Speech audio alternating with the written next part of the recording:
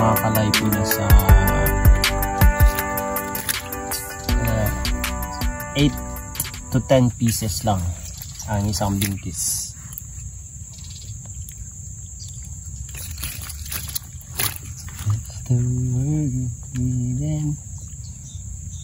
Tapos intriga natin dun sa kanila kay nasa 50 pesos. Tapos ewan ko kung magkano nila nire-retail naman. Basta 50 pesos lang ang receive nila sa atin.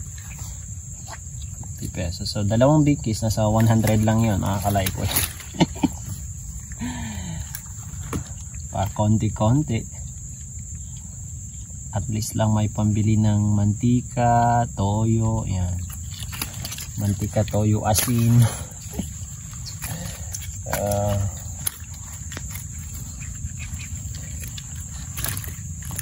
Dagdagan natin ng kaunting maliit. Paaman.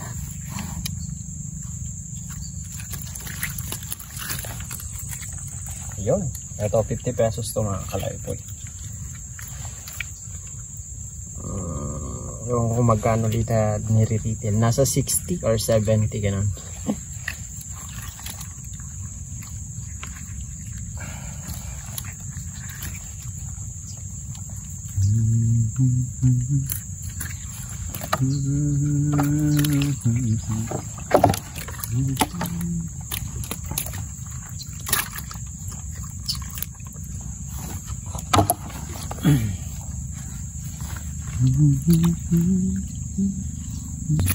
Ouch. Ay nako. Ang galaw lang ng isda, tusok naman. Gagawin pa natin ito.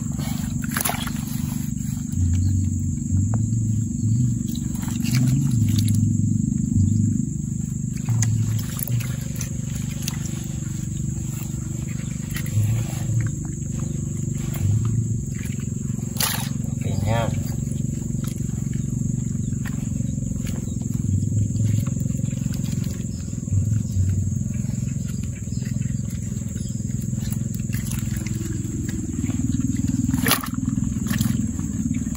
Pwede pa tayong mag-extra dito sa maliliit na kalaypoy. So gawin natin tatlong bingkis. Ay nako, ganyan talaga ang buhay mga kalaypoy. Kailangan yung matitira lang yung ulam.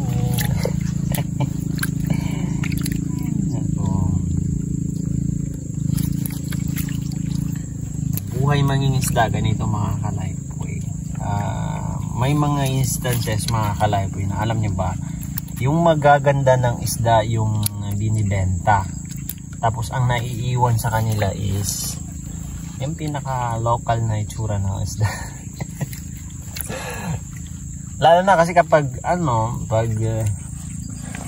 of course kapag nag-iintriga ka ng isda, dapat kahit pa man maganda yung itsura ng isda na binibenta mo, kasi baka mag-alanganin lang yung bibili, baka mag-alanganin yung negosyante na kukuha. Mura lang din ang babayad dun sa isda mo. So instead na kailangan mo ng pera, yung in-expect mo na kaya ng isang isang kilong bigas or di kaya ano pang target mo na bilhin, hindi aabot yung binibenta mo na isda. Ganun yung nagiging problema. So parang napipili mo talaga yung maganda ng isda. Pero may mga instances naman na talagang kapag maganda talaga yung isda, pipiliin mo na lang na hindi ibenta, uulamin mo na lang. Nakadepende yun sa talagang pangangailangan ng nangingisda mga kalaypoy. Ganun yung reality ng buhay mag-iisda. Pero so far naman, masaya, nakakasurvive. Ang pinaka-importante lang kasi mga kalaypoy, nakakasurvive ka sa pang-araw-araw. Natutustusan mo yung mga pangangailangan ng mga anak mo, ng pamilya mo. Parang yung buhay na ganito ay hindi naman sa wala ka ng pangarap na yumaman, pero at least lang it's a great blessings na kung makasurvive ka sa isang araw. Ganyan yung realidad ng buhay mangingisda. Ay nako. So kaya nga ina-advise natin na mag-aral kayo ng mabuti, lalo na sa mga bata. Mag-aral ng mabuti. Tapusin kung ano man yung dapat tapusin mo. Set aside muna yung mga love life na yan. Mga bata pa kayo, mga bata pa, kailangan priority mo na yung kinabukasan ninyo. Kasi kung ayaw nyong umuwi na ganito yung trabaho ninyo, hindi naman sa binababa natin yung buhay na ganito, pero ano kasi, kahit isang tuka yung ginagawa ng isang ganitong hanang buhay.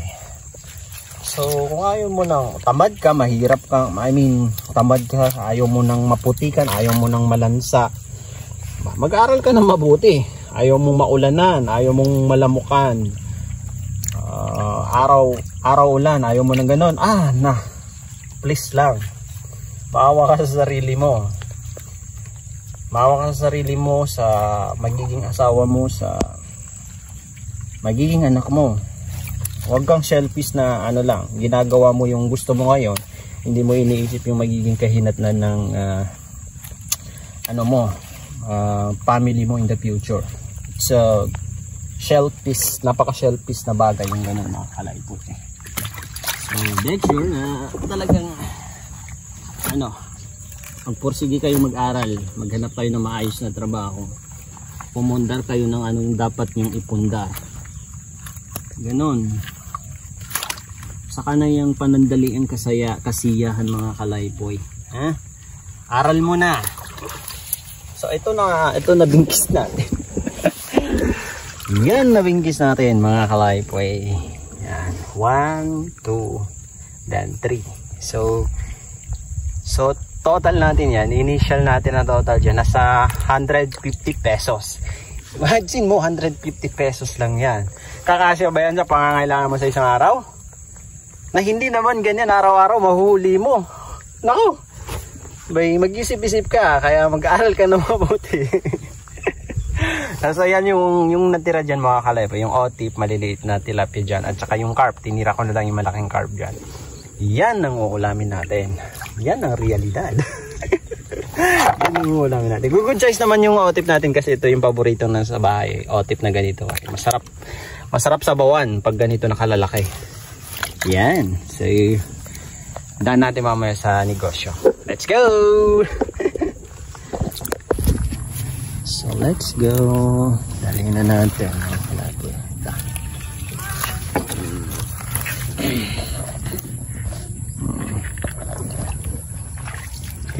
Okay.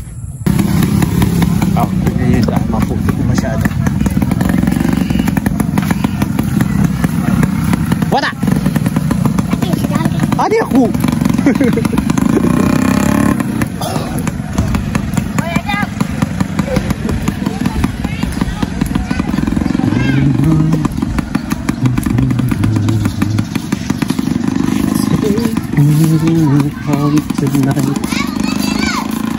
So dito pa rin natin dadalhin yung isda natin.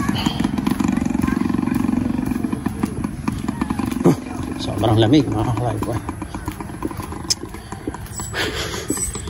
Kakak, nasiga ka laga?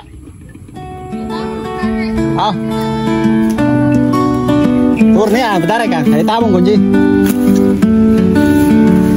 Ay, pinagdahan yung boss natin. So, iwan na lang natin yan.